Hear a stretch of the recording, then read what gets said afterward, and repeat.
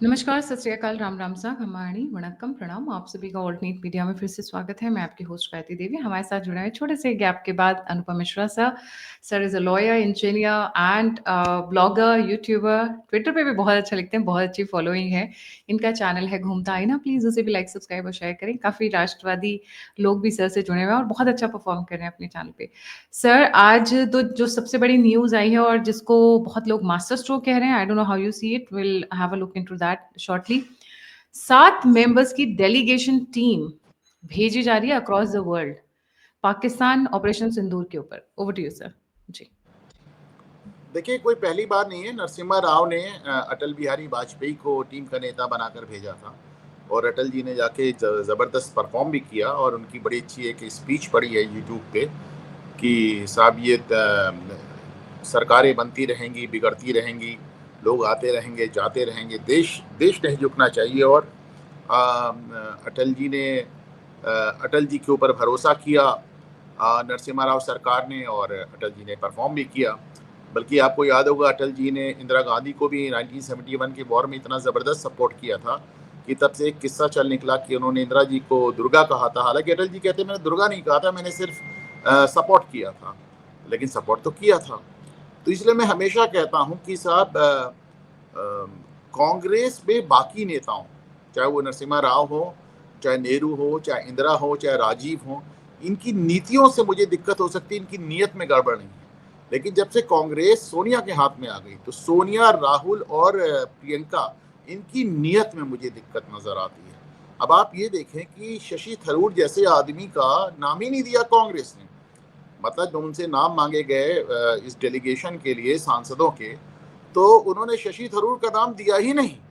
शशि थरूर को तो संसद में नहीं बोलने देते। शशि थरूर आपको शिकायत करते नजर आए। शशि थरूर का क्या फॉल्ट है?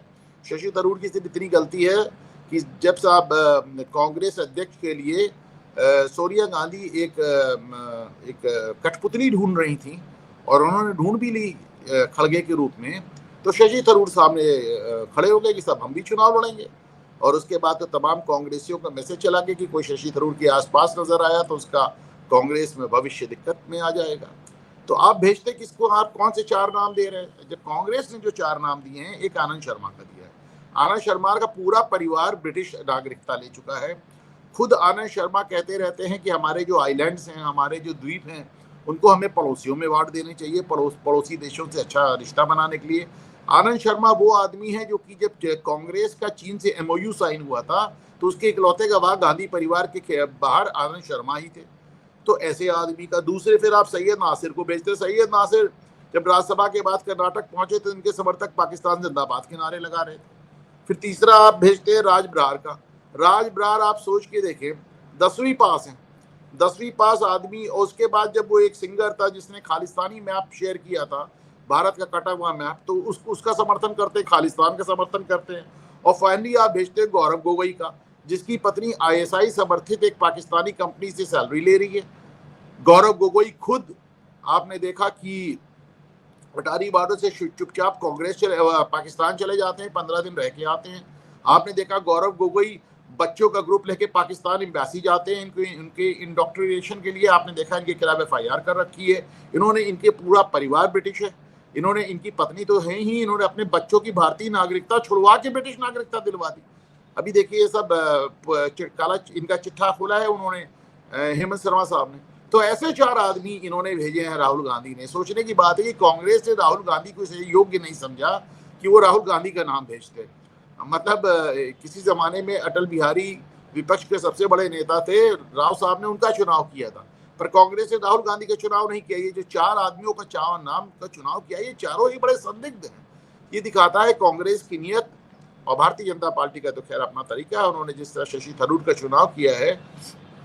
और मैं आज से नहीं, जमाने से कह रहा हूँ भाई, शशि थरूर सबसे पहले चर्चा में तब आए थे जब वो संयुक्त राष्ट्र में चुनाव लड़ रहे थे, और उसके बाद जब वो जाके ऑक्सफोर्ड में उन्होंने राष्ट्रवाद पे अंग्रेजों को उन्हीं के मुल्क में एकदम धो धो के पीटा था। तो राष्ट्रवाद पे शशि थरूर को कोई चुनौती दे नहीं सकता। और भारतीय जनता पार्टी और प्रधानमंत्री नरेंद्र मोदी की जो मेन पिच है वो राष्ट्रवाद ही है। और शशि थरूर जिस तरह उन्होंने पूरे युद्ध के दौरान जो उन्होंने रोल प्ले किया और जिस तरह के बयानात उन्होंने दिए, अच्छा उनके बयानात को कांग्रेस कहती है लक्ष्मण रेखा पार कर गई। कमाल की बात है, अपनी सेना को, अपनी सरकार को युद्ध काल में सपोर्ट करना लक्ष्मण रेखा पार कर देना। तो मैं समझता हूँ Shashi Tharoor is a wonderful choice, बहुत शानदार चॉइस है उनकी। और लेकिन कांग्रेस ने जितने नाम दिए इस प्रतिनिधि मंडल के लिए, वो सारे नाम संदिग्ध हैं और वो कांग्रेस की नीयत दिखाता है। और जैसा कि मैंने शुरुआत में कहा कि जब से कांग्रेस सोनिया के पास आई है, तो सोनिया, राहुल और प्रियंका की राष्ट्र के प्रति नीयत में ही संदेह है। गायत्री जी, से ये बड़ी इंटरेस्टिंग टीम है जो ये चुनी गई है। इसमें एक और बड़ा इंटरेस्टिंग नाम है, Eknath Shinde ji doesn't surprise us, Ravishankar ji doesn't surprise us. Surprising है लास्ट के 2 नेम, कानिमोझी करुणानिधि एंड सुप्रिया सुले। ये बड़े सरप्राइजिंग नाम है सर। अच्छा, मैं अपने व्यूअर्स को ये बता दूं, महिला इन ये महिला कोटा है, ये आप देखे हैं, ये विपक्ष से महिला कोटा के जरिए भेजी गई हैं। ये सब जिसे कहना चाहिए दिल्ली की बड़ी सोशलाइट्स हैं और खान मार्केट की परमानेंट फिक्चर्स हैं, और कनिमोई भी और सुप्रिया सुले भी। और लेकिन जब ये भारतीय दल में जाएंगी और तो आप मान के चलें कि इनके पास कोई विकल्प नहीं होगा। वैसे भी इनके राष्ट्रवाद में अभी ऐसा कोई संदेह नहीं आया इसके पहले। मेरा तो एतराज उन 4 नामों से है जो कांग्रेस ने रिकमेंड किए। जी। सर, इसमें थोड़ा-सा मैं बैकग्राउंड बता देती हूँ कि BJP is I think little मतलब ऑब्वियसली ये लोग विपक्ष में हैं, बट थोड़ी-सी कंफर्टेबल है कानिमोझी के साथ में। अगर आप देखेंगे कानिमोझी की काफ़ी 1 टू 1 मीटिंग्स होती रही हैं अमित शाह जी के साथ में। तकरीबन पिछले 1 साल में 3 से 4 मीटिंग्स ऐसी हुई हैं और निर्मला सीतारमण जी के साथ में भी उनकी 2 मीटिंग्स हुई हैं। तो कंट्रोवर्सीज़ का बाज़ार गर्म था कानिमोझी को लेके। वैसे भी इनके अपने भाई एमके स्टालिन के साथ ज़्यादा सॉरी करुणानिधि जो उनके जूनियर स्टालिन है, उनके साथ बहुत ज़्यादा बनती नहीं है एंड ये एमके स्टालिन की सेकंड वाइफ की बेटी हैं ये। और रही सुप्रिया सूले की बात, तो सुप्रिया सूले के साथ तो कुछ ख़ास नज़र नहीं आता है, बट एक चीज़ ज़रूर है सर, सुप्रिया सूले को कहा जाता था बाज़ार मतलब जो बोलते हैं न्यूज़ का या समाचार का बाज़ार गरम था। वहाँ पे ये ज़रूर कहा जाता था कि Sharad Pawar was trying hard to put Supriya Sule into the central ministry, cabinet में किसी तरीके से जोड़-तोड़ करके वो घुसाना चाहते थे, in order to ensure her career looking forward. But given all those things in the back side, I think this is a very fair team. Sir, इन लोगों को अलग-अलग जगह पर भेजा जा रहा है इनकी स्ट्रेंथ के हिसाब से। आप उस पे थोड़ी लाइट डालना चाहेंगे? जी। देखिए, शरद पवार जैसे तमाम नेता हैं भारत में जिन्होंने अपने राजनीतिक कैरियर में तकरीबन सारे मकाम हासिल कर लिए। एक प्रधानमंत्री पद छोड़कर सब कुछ उनको मिल गया। तो ऐसे सारे नेताओं की इकलौती इच्छा ये है कि उनकी अगली जनरेशन सेटल कर जाए। लालू यादव आपको तेजस्वी के लिए डेस्परेट नजर आते हैं, स्टालिन आपको उदयनिधि के लिए डेस्परेट नजर आते हैं, शरद पवार आपको सुप्रिया के लिए डेस्परेट नजर आते हैं, मुलायम सिंह यादव की ख्वाहिश अखिलेश कोतले की थी ही। तो ये सारे नेता ऐसे हैं जिनके सारे इच्छाएं पूरी हो गई हैं, बस अपनी अपनी नेक्स्ट जनरेशन को फिट करना चाहते हैं। रही बात सुप्रिया सुले और कनिमोई की, अपार्ट फ्रॉम द फैक्ट कि ये दोनों एक मैंने कहा ना महिला कोटे से हैं, दोनों अच्छी स्पीकर हैं, अच्छी वक्ता हैं, पढ़ी लिखी हैं और ये अपने पक्ष को ठीक से रख सकती हैं। और रही बात कनिमोई की, तो कनिमोई की तो पहले दिन से एमके स्टालिन से ही नहीं बन रही है, जैसा कि अभी आपने पॉइंट आउट किया, सौतेली बहन है। तो अब वो अच्छा, एमके स्टालिन के आपने जब मुख्यमंत्री का चुनाव उनका हुआ था, जब उन्होंने अपना सक्सेसर चुना था करुणानिधि ने, तो पूरे परिवार में बड़ा बवाल हुआ था। अलगगिरी आपको याद होगा, और अलगगिरी और ये कनिमोई एक तरफ थे और एमके स्टालिन दूसरी तरफ थे। तो ये एक पारिवारिक जिसे कहना चाहिए, अच्छा स्टालिन ने इसीलिए कोशिश की है कि कनिमोई हमेशा दिल्ली में रहे। वो नहीं चाहते कि कनिमोई किसी भी हालत में तमिलनाडु की पॉलिटिक्स में लौटे, क्योंकि तमिलनाडु की पॉलिटिक्स को अपने लड़के उदयनिधि स्टालिन के लिए राइट कर रहे हैं। खुद एमके स्टालिन की तबीयत बिल्कुल अच्छी रहती नहीं है, 10 मिनट खड़े नहीं रह सकते, उनके हाथ कांपने लगते हैं, पैर कांपने लगते हैं, आपने देखा चलने फिरने में दिक्कत आती है। तो वहाँ पे जनरेशन चेंज का मामला है और वो बिल्कुल नहीं चाहते हैं कि कनिमोई किसी भी तरह तमिलनाडु की पॉलिटिक्स में दखल दें। ऐसे में कनिमोई को जिस तरह इस तरह के नेशनल स्केल पे और राष्ट्रीय और अंतर्राष्ट्रीय स्तर पे भाजपा ने प्रोजेक्ट किया है, ये एम.के. स्टालिन को बहुत परेशान करेगा, बहुत परेशान करेगा। तो जैसा कि मैंने कहा कि ये एक टीम भी अच्छी है और राजनीति भी अच्छी है, और सुप्रिया सुले को भेजने से तो डेफिनेटली आप मान के चलें कि शरद पवार बहुत प्रसन्न होंगे। शरद पवार भी समय समय पे ऐसे बयान देते रहे जिसको प्रो बीजेपी माना जा सकता है। शरद पवार भी समय समय पे ऐसी बातें से आपने देखा, उन्होंने अडानी का बड़ा खुल के समर्थन किया और उन्होंने कहा कि अडानी के बारे में ऊटपटांग बातें नहीं होनी चाहिए। उनका जो ईवीएम पे भी उनका एक अलग रुख देखा गया जो कि कांग्रेस और राहुल गांधी से मैच नहीं खाता। तो वो तो सुप्रिया सुले के लिए बेहतर मानेंगी। और फिर ये सब शशि थरूर हो गए, सुप्रिया हो गए, करीमोई हो गई, तमाम लोग पश्चिमी जगत से पहले से बहुत जुड़े हुए हैं, और जैसा कि मैंने कहा कि इनका बड़ा एक्सपोजर है। मैं समझता हूँ कि बड़ी खूबसूरत, बड़ी बैलेंस टीम है। सर, इस टीम को बनाने के पीछे क्या इनका दिमाग में रहा होगा? क्योंकि अगर आप देखिए, जो बड़ा स्पेसिफाइड और स्पेशलाइज्ड वे में हर बंदे को भेजा जा रहा है। जस्ट व्यूअर की इन्फॉर्मेशन के लिए, ये सब they all the leaders will be backed by a team of 3 to 4 members from the government of India. उनको ब्रीफ अप करते रहेंगे और उनके साथ उनको हर जगह अकम्पनी करेंगे। जैसे यूएस जा रहे हैं शशि थरूर जी, और मुस्लिम कंट्रीज में जा रहे हैं रविशंकर जी। अच्छा, सलमान खुर्शीद भी हैं इस टीम में। जो अभी मेरे पास एक आर्टिकल आया था उसके हिसाब से सलमान खुर्शीद को भी इंक्लूड किया गया है इस पूरी टीम में। जी सर। देखिए, टीम अभी फाइनल नहीं हुई है, टीम फाइनल हो जाए गायत्री से फिर बात करेंगे। लेकिन मेरा अपना मानना है कि अलग अलग देशों में भारत के दृष्टिकोण को, भारत पाकिस्तान की स्थिति को रखने के लिए हमारा विदेश मंत्रालय ने बहुत अच्छा काम किया है, हमारे डिप्लोमेट्स ने बहुत अच्छा काम किया है, हमारे राजदूतों ने, हमारे एम्बेसडर्स ने बहुत अच्छा काम किया है, विदेश मंत्री हमारे जो है एस जयशंकर, उन्होंने बहुत अच्छा काम किया है। इस टीम की आवश्यकता नहीं थी। मेरी अपनी निजी राय में जो ये टीम बनी है, ये विदेशियों को और विदेशी कंट्रीज पे कितनी असर डालेगी नहीं डालेगी ये तो समय बताएगा। मुझे लगता है कि इसमें जो सबसे बड़ा कारण है कि जो ये विपक्ष जो ऐसे संकट काल में भी एक साथ सरकार और सेना के साथ नहीं खड़ा हो पा रहा है, मुझे लगता है कि प्रधानमंत्री नरेंद्र मोदी ने विपक्ष से एक टीम बनाकर विपक्ष में एक तरह से डिवीजन करा दिया है। अब जब आप ही के लोगों को चुन लिया गया कि आप ही लोग जाइए और विदेश में हमको डिफेंड कीजिए, अब इसके बाद इनके लिए बड़ा मुश्किल हो जाएगा। अच्छा, ये चीज़ एक बात और भी दिखाती है गायत्री कि ऑपरेशन सिंदूर अभी खत्म नहीं हुआ है। भारत सरकार मानकर चल रही है कि आने वाले दिन में कुछ और भी हो सकता है, कुछ और भी परेशानियां हो सकती हैं, लड़ाई आगे जा सकती है। आसिम मुनीर एक बौखला कर और चोट खाकर बैठे हुए हैं, और आसिम मुनीर एक तो शिया है, ऊपर से इतना इस युद्ध में उनकी इतनी भद पिटी है कि सेना से उनका कंट्रोल बड़ा मुश्किल उठता हुआ नजर आ रहा है। तो ऐसे में सेना पे अपना कंट्रोल, जो वहाँ पे जिस भी जनरल को सेना पे अपना कंट्रोल बनाना होता है वो भारत से युद्ध छेड़ देता है। जब परवेज मुशर्रफ को नवाज शरीफ ने आर्मी चीफ बनाया था तो ये सोच के बनाया था कि परवेज मुशर्रफ पंजाबी नहीं है, मुहाजिर हैं, तो इनका आर्मी पे बहुत कंट्रोल नहीं होगा। परवेज मुशर्रफ को ये बात पता थी, तो इसीलिए उन्होंने कारगिल कर डाला। तो वहाँ पे जिस भी जनरल को देश के ऊपर अपनी ग्रिप बनानी होती है वो भारत से युद्ध छेड़ देता है। तो अब इसमें भी जब ये कि आप एक शिया आसिम मुनीर को ले आते हैं, और आपको मालूम है कि पाकिस्तान में ऐसा कोई जुमा नहीं जाता जब शियाओं की मस्जिद में धमाके ना होते हों। पाकिस्तान में शियाओं को मुसलमान मानने से इनका, अहमदियों को तो उन्होंने डिक्लेयर कर दिया कि मुसलमान है ही नहीं। शियाओं के खिलाफ भी एक उनका चलता रहता है। वो तो कहिए पड़ोस में ईरान एक ऐसा शिया मुल्क है जिसकी वजह से पाकिस्तान खुलकर शियाओं के प्रति कार्रवाई उस तरह नहीं कर पाता जैसे उसने अहमदियों के लिए की है। तो लेकिन फिर भी उनका उस तरह का कंट्रोल होना बड़ा मुश्किल है। पर एक पंजाबी से पाकिस्तानी की सेना मतलब पंजाबी सेना, एक पंजाबी सेना पे एक शिया जनरल का कंट्रोल होना मुश्किल है।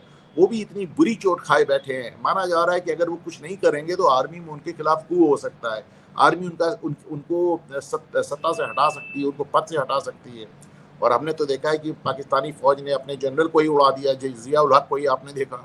हमने देखा कि किस तरह इन्होंने पाकिस्तान ने याहिया खान को 71 की जंग के बाद कैद कर लिया और फाइनली वो हाउस अरेस्ट होकर ही मरे। हमने देखा कि उन्होंने अयूब खान को कितना बेइज्जत करके हटाया। तो वहाँ पे जितने जनरल्स हो उनकी जो नीयत है बहुत अच्छे। वैसे भी पाकिस्तान में जनरल हो या पॉलिटिशियन हो, जब वो सत्ता में नहीं रहता तो या तो जेल में रहता है या विदेश में रहता है। तो या तो वो सत्ता में रहता है, और सत्ता में नहीं है तो जेल में है या विदेश में है। सत्ता से हटते ही आपने देखा नवाज शरीफ पहले जेल गए फिर विदेश चले गए। सत्ता से हटते ही इमरान खान आपने देखा जेल चले गए। सत्ता से हटते ही भुट्टो को फांसी दे दी गई। सत्ता से हटते ही बेनजीर भुट्टो विदेश भाग गई, लौट के आई तो मर्डर हो गया। तो जो वहां पे ऑपोजिशन नहीं होता है, ऑपोजिशन या जेल में होता है या विपक्ष में होता है। तो ऐसे में ये मान के चला जा रहा है कि साहब ये आसिफ मुनीर खामोश नहीं बैठेंगे, कुछ और करेंगे। और हमने अभी कल राजनाथ सिंह जी को कहते सुना, हमारे रक्षा मंत्री को, कि अभी तो सिर्फ ट्रेलर है, पिक्चर तो अभी बाकी है। तो ऐसे में आने वाले दिनों की तैयारी करने के लिए जब ये लड़ाई आगे बढ़े या बड़ी हो, तो उसमें विपक्ष बहुत तमाशे ना करे जैसे इस बार उसने किए। तो ये जो टीम बनाई गई है कहीं ना कहीं ये विपक्ष के बीच में एक डिवीजन क्रिएट करती है, मेरी समझ में कहती है। सर अगर इनमें से उन्होंने Catch-22 डाल दिया है, मुझे ऐसा लगता है मोदी जी ने। अगर ये विपक्ष में जाकर कुछ उल्टा सीधा करते हैं तो ये अपने आप को भारत की जनता के सामने एक्सपोज करते हैं और सीधा सीधा करते हैं फिर अपनी पार्टी के उसमें प्रॉब्लम में आ जाते हैं। सो बेसिकली कुछ I think the best way is to go quietly and come back quietly, क्योंकि ये दोनों तरफ से फंसेंगे, अगर इधर किया तो भी उधर किया तो भी। जस्ट पुट नहीं, ये द सही है, गवर्नमेंट ऑफ आपने इंडिया आपने इनको स्टेक होल्डर बना दिया, आपने इनको स्टेक होल्डर बना दिया। अब ये जैसे किसी हकीकत है, चोर जैसे को मेरा ताले की चाबी देखिए दे दी देखिए, जाए। शशि थरूर ने एक बात कही थी, भाजपा सरकार ने अगर ध्यान से सुना होता तो उन्होंने इनको बहुत बड़ा आइडिया दिया था। उन्होंने कहा आप जो तिरंगा यात्रा निकाल रहे हैं उस पर विपक्ष को इन्वाइट कीजिए।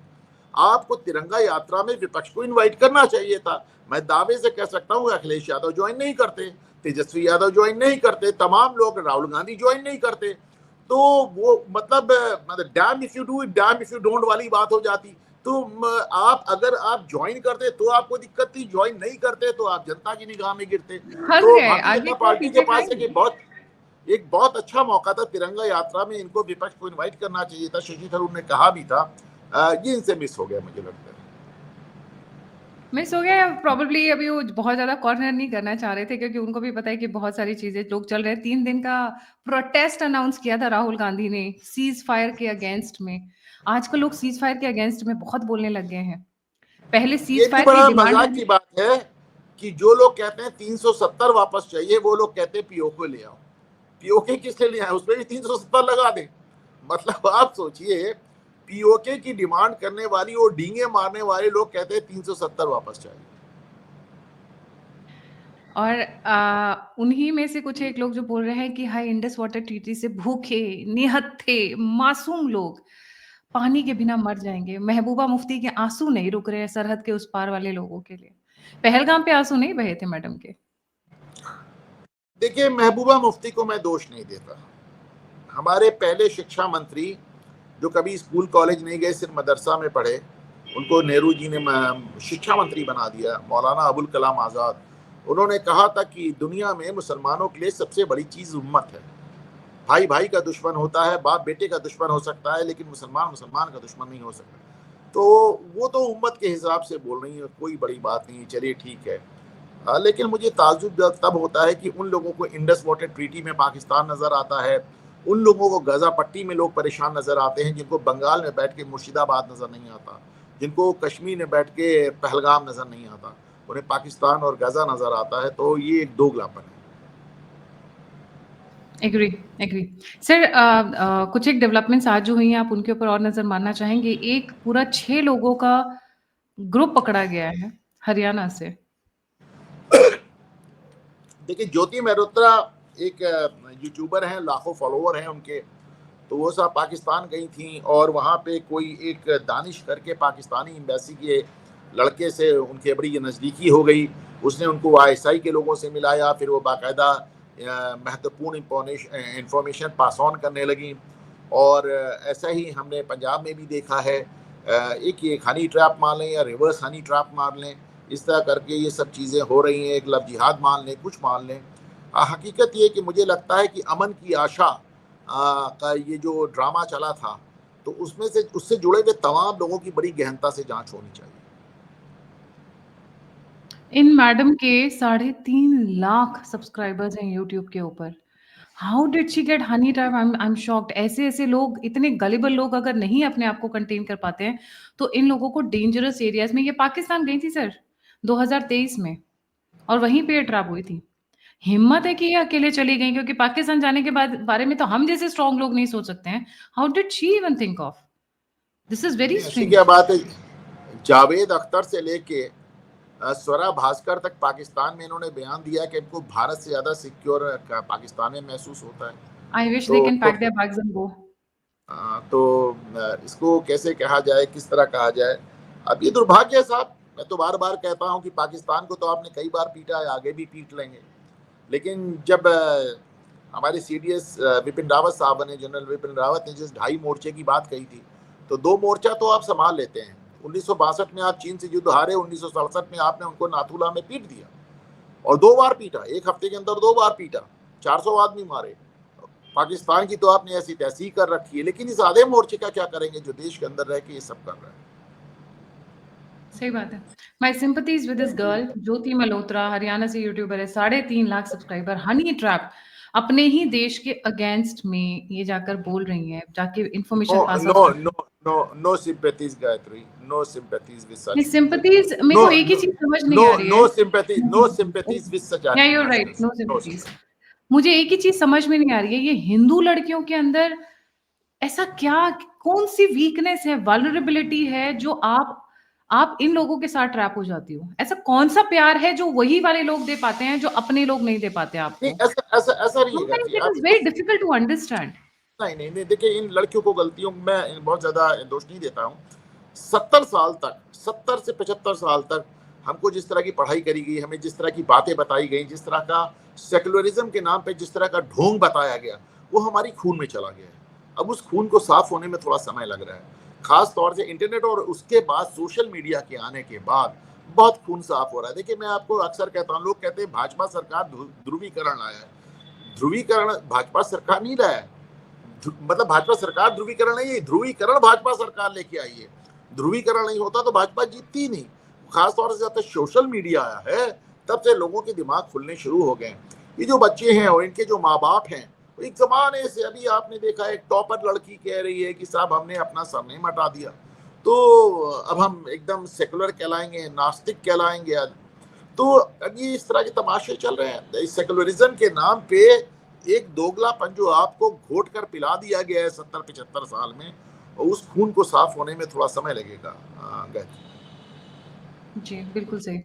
Another master stroke bye Modi government 22 catch situation, dam if you catch it, dam if you don't catch it. उस तरीके से उन्होंने राहुल गांधी और टीएमसी के भी एक नेता को उन्होंने रखा था, डीएमके के रखे हैं, शरद पवार की जी की पार्टी से रखे हैं। ऐसा एक जाल तो फेंका ही है, और प्लस उसके साथ साथ एक बहुत इंपॉर्टेंट काम किया है जिसके ऊपर ध्यान नहीं जा रहा था, नरेटिव बिल्डिंग या इंफॉर्मेशन वॉरफेयर में अब वो अग्रसर होकर आगे निकल रहे हैं। दे आर अंडरस्टैंडिंग कि across the world we have to put our words forward, and इसीलिए इन एमपीज को भेजा जा रहा है। और कई पॉलिटिकल पार्टी से यूनाइट कर कर कि लोग ये ना कह सके कि बीजेपी अपना ढिंढोरा पीटने गई थी, क्योंकि ये भी बहुत आसान हो जाता है ऐसा लोगों के लिए कहना कि बीजेपी गई थी। अब क्योंकि all party members are there, so that Modi has already taken away that point already from them. So thank you so much sir for joining. जाने से पहले सभी व्यूअर्स से रिक्वेस्ट है, सर का छोटा सा प्यारा सा चैनल है घूमता है ना, प्लीज उसे भी लाइक सब्सक्राइब और शेयर करें। बड़ा मजेदार बोलते हैं और बड़ा खरा खरा बोलते हैं सर, वो चीज बड़ी अच्छी लगती है। और दी ऑल्टरनेट मीडिया, तो please like subscribe and share. अगर आप मुझे कंट्रीब्यूट करना चाहते हैं, सपोर्ट करना चाहते हैं, हेल्प करना चाहते हैं, तो नंबर और यूपीआई दोनों स्क्रीन के ऊपर है। इसी के साथ जय हिंद, जय श्री राम, हर हर महादेव।